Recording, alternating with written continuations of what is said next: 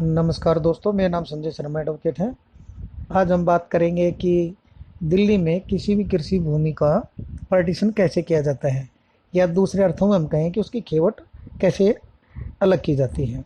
सबसे पहले दोस्तों, अंडर सेक्शन 55 के तहत कोई भी किसी भी ज़मीन का भूमिधर उस ज़मीन के पार्टीशन के लिए रेवेन्यू असिस्टेंट के रेवेन्यू स्टडी कोर्ट में एक मुकदमा दायर करेगा, जिसमें उसको ग्राम सभा को भी एक पार्टी बनाना पड़ेगा।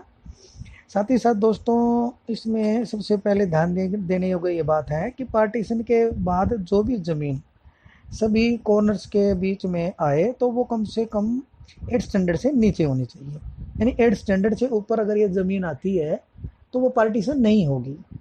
अब इस दिशा में रेवेन्यू असिस्टेंट उन कॉर्नर्स को डायरेक्शन दे सकती है कि जो 8 स्टैंडर्ड से ज़्यादा की ज़मीन जो बैठती है वो चाहे तो किसी थर्ड पार्टी को बेच दें, जिससे कि उसका पार्टीशन किया जा सके।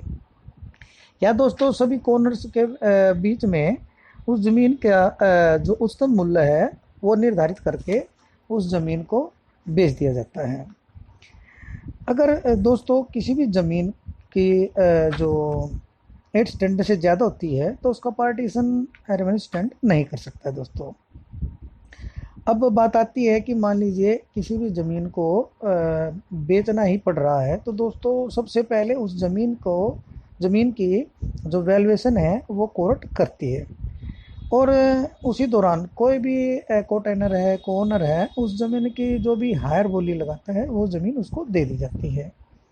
तो दोस्तों, ये थी हमारे दिल्ली में पार्टीशन किस प्रकार से होता है या खेवट किस प्रकार से होती है।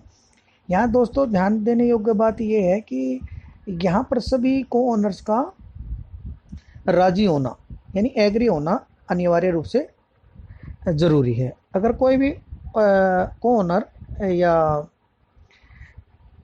भूमिधर किसी भी ज़मीन को पार्टीशन करने से मना कर देता है तो उस दिशा में रेवेन्यू असिस्टेंट उस ज़मीन का पार्टीशन नहीं करता है। तो दोस्तों, ये थी दिल्ली में पार्टीशन किस प्रकार किया जाता है किसी कृषि भूमि का, उसके बारे में थोड़ी सी जानकारी। विस्तृत से इसके बारे में हम आने वाली वीडियो में जिक्र करेंगे। और आपका किसी भी प्रकार से दिल्ली लैंड रिफॉर्म्स एक्ट के बारे में या दिल्ली की कृषि भूमि के बारे में या किसी प्रॉपर्टी के बारे में आपका कोई भी प्रश्न है तो आप कमेंट बॉक्स में जाकर हमसे पूछ सकते हैं, जिसके बारे में मैं कोशिश करूँगा कि आपको सही से कोई या सही तरीके का जवाब दिया जाए।